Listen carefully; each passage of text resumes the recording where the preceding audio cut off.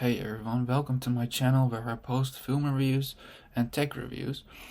Today I wanted to talk about the new Netflix adaptation of Avatar: The Last Airbender. I have watched the old animated series as a kid, so here is my review of episode 2. I've reviewed the episodes one by one, so if you want you can go to my channel to watch the other reviews. Now this episode begins with a little scene of Zuko and Iroh, which I thought was good. For me, Iroh already started feeling like Iroh. He gives the Iroh energy for me so far, and he advises Zuko, and he gives he has wise words. So for me, that's Iroh. Then we go to a scene where the gang meets Momo, and it's just a fun little scene, and I like that they kept Sokka's his little fun like chicken line with Momo. Now let's go to the really important parts of this episode. And one important thing I want to tell you guys is that I liked the change of adding Suki's mother. I think it was a good decision as it removed a useless side character and added a more useful character instead with more depth. Suki having a mother also makes the world more alive, and it makes sense why Suki is the leader of the Kyoshi warriors. Because if the town's leader is her mother, then of course she is going to be the leader of the Kyoshi warriors. And Aang is still just a kid in this live action. He's still just playing with kids. He's having fun.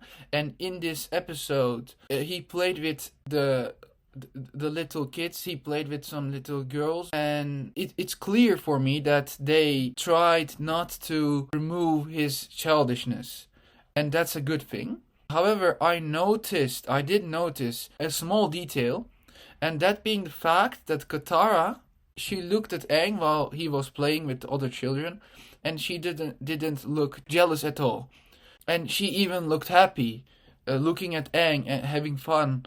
And in the original show, she was jealous of Aang playing with the other children, and in this, Aang wasn't showing off his airbender skills to other girls. He was just playing with them.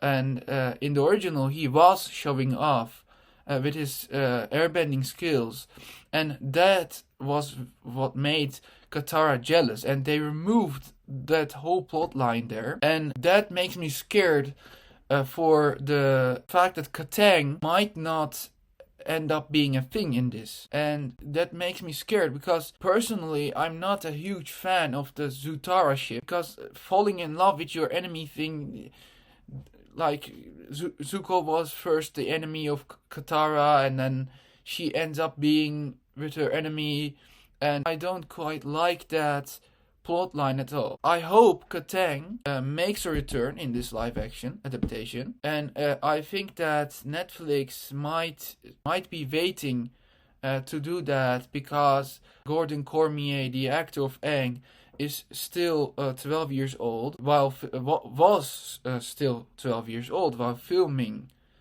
and that's maybe why they didn't want to start a romantic thing between Katara and Aang just yet. But they might still do it in the future. So we have to wait and see. Another thing what I liked about this episode is the fact that the relationships between Suki and Sokka is more fleshed out and gets more attention in this than like compared to the cartoon. Because in the cartoon, they had Suki just give Sokka a kiss on the cheek, and that was it, you know? They didn't have any other things going on. Suki said, "I'm a warrior, but I'm also a girl." Then she gave Sokka a kiss on the cheek, and that was the whole romantic thing. Now, it seemed more like it was more fleshed out, and it gets more attention. One theory I have going on with the cartoon version is that at the time the writers maybe didn't. It was just season 1, and it was just episode 4 of season 1. So the writers maybe didn't at the time decide if they wanted to let Sokka end up being with Suki. So they let her just give him a kiss on the cheek. Suki might have even been a one-time character. And we don't see Suki until season 2, and then with Appa's Lost Days, I think. So I think maybe Suki, it's just a theory, but I think maybe Suki in the original cartoon, she might have started out as a one-time only character, but then later on they decided for her to be Sokka's full-time girlfriend. So I like the changes in this version, in the live action. And Suki seemed more like she is in love with Sokka, which guarantees the relationship between Suki and Sokka going even more. And this also makes me think like what will happen between Yue and Sokka, because this was more romantic than in the cartoon, Suki's and Sokka's relationship. So is Sokka not going to feel bad for Suki if he just also goes out with Yue after all of this happening?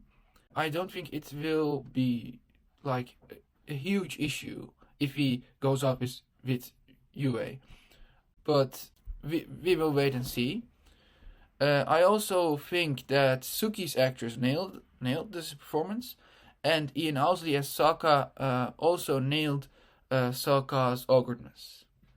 And that's all I have to say about this episode. You can go on my channel to see my other reviews of the other episodes, and I will do tech reviews on this channel, and I will also do film reviews. So yeah, see you.